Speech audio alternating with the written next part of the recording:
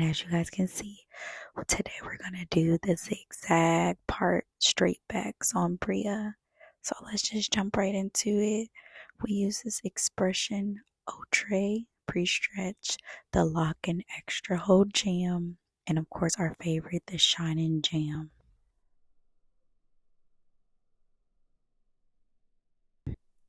So I went ahead and did the right side of her hair already because I know these tutorials can be kind of long and who really wants to sit and watch me do all those braids.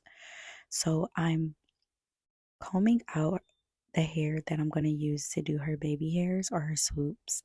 And then I'm going to begin to zigzag part her hair. And if you guys have never done a zigzag part before, as you guys can see, I'm kind of going back and forth between the top of the comb and then the rat tail part of the comb as well. And you guys can just use the method of trying to make small triangles in the scalp.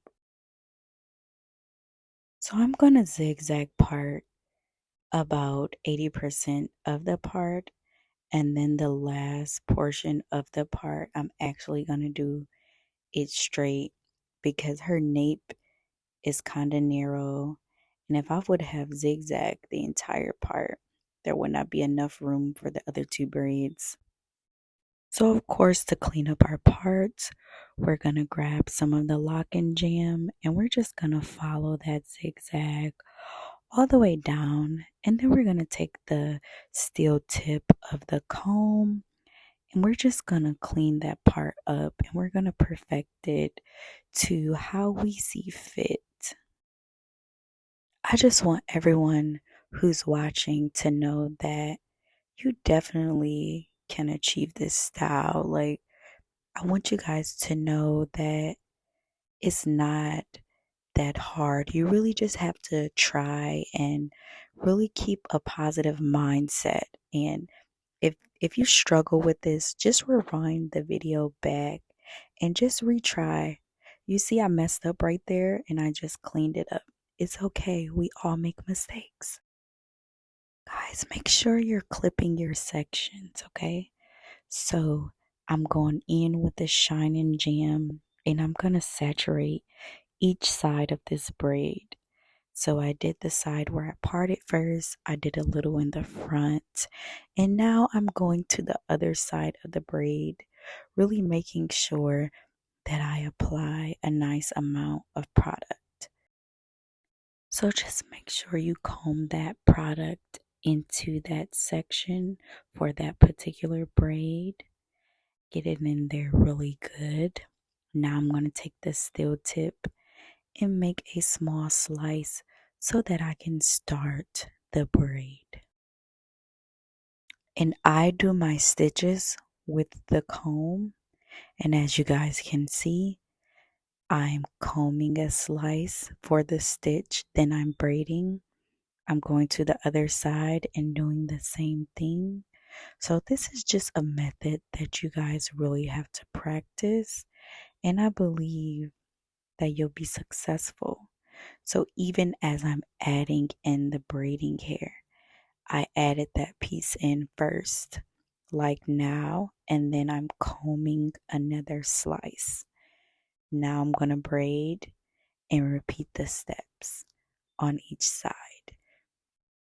So I'm adding a piece of braiding hair, I'm combing the slice, and then I continue to braid and follow the steps on the other side.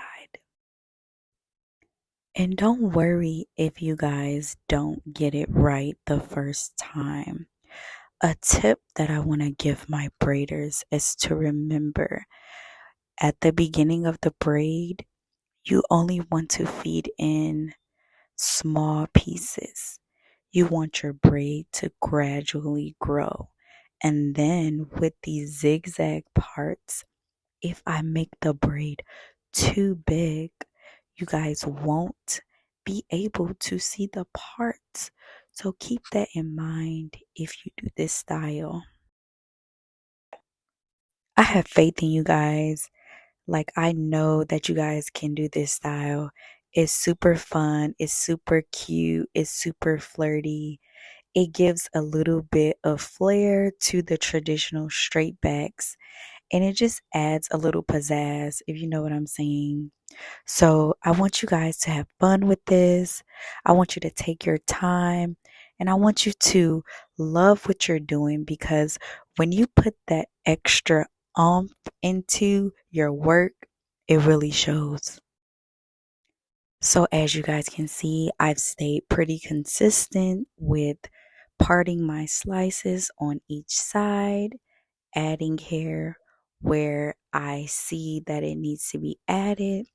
And also, another tip I want to give you guys, make sure you're looking at the braid to the right or to the left to make sure that you're keeping the braids equal in size. It is 2022, okay? We should not still be producing braids that are not even, if you know what I'm saying. And then the jumbo feed in braids, those are out of style. I'm sorry to be the one to tell you guys, but this natural, comfortable size is really what's in right now. You don't want to go too big. I don't know. Some people like those jumbo, humongous braids, but honestly, I don't think they're cute.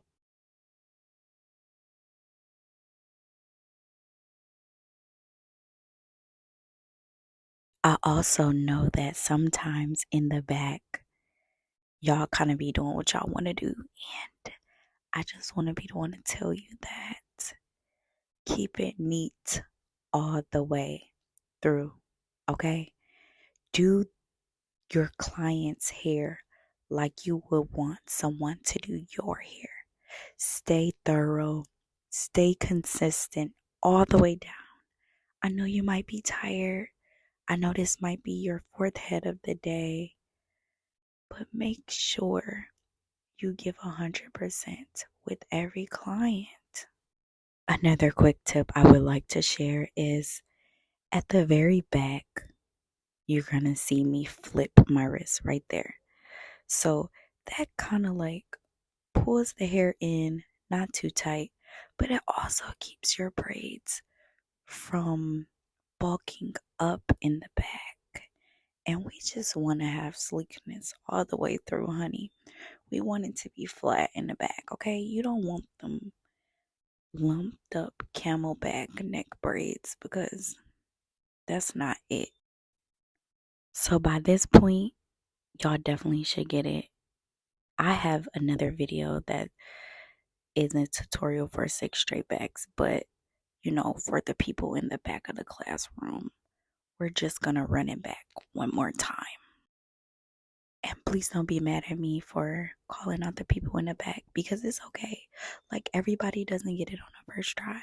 And I understand that. That's why I'm here for you, sis. So subscribe to my channel, because I'm going to make sure that you get it. Or bro, whoever is trying to learn, how to braid. So, back with the steps again. I put that LOCN jam down the part. Now I'm taking my steel tip of the Rattail comb and I'm cleaning the part up like I should. And like you should too. Every time. Every single time. Stay consistent with your braids, because I'm tired of seeing all these people with these braids that look like my little cousin did them. Okay, sorry. Sorry, not sorry. But we back at it again. So I'm coming in with the product. We're going to saturate it on both sides. Get it real good.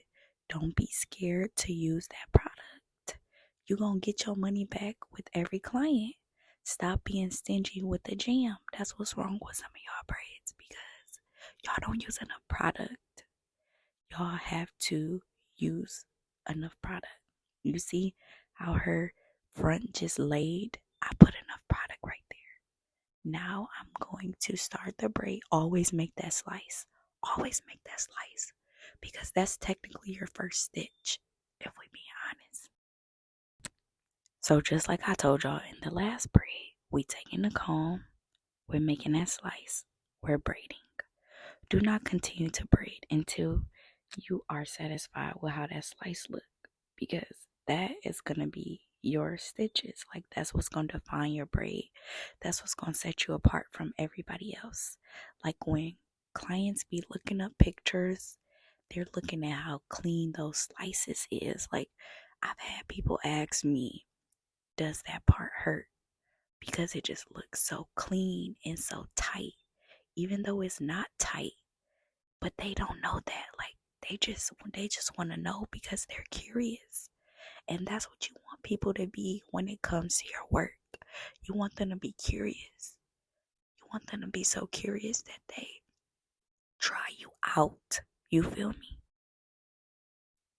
So I'm not gonna lie, I did kind of like speed this braid up just a little bit, because at this point, y'all definitely should get it.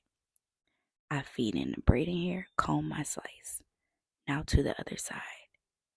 You know, the comb for me, it just does it every time. And I know we got them super braiders out here that can do these slices with a stiletto nail on their pinkies. But that's not me. I have carpal tunnel, and the comb just gets me right. You see, I can hold the comb in my hand while I'm braiding.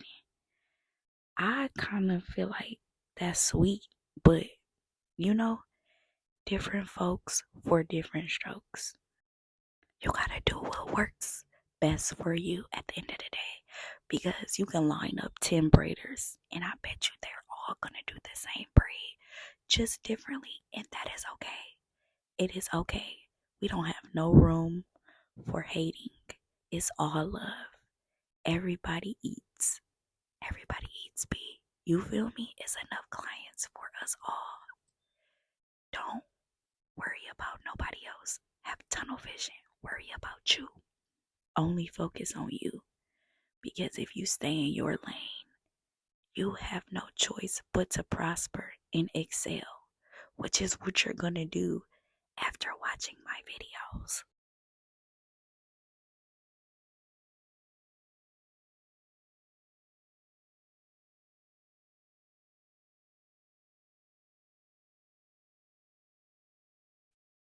And I kind of be thinking that this part is self-explanatory, but if I didn't tell you guys, I'm using the Shine and Jam, and I'm like smoothing it on her hair in the braid, especially in the back, especially towards the ends, because you don't want, your client's hair sticking out of their braids, and you don't want it to be looking poofy.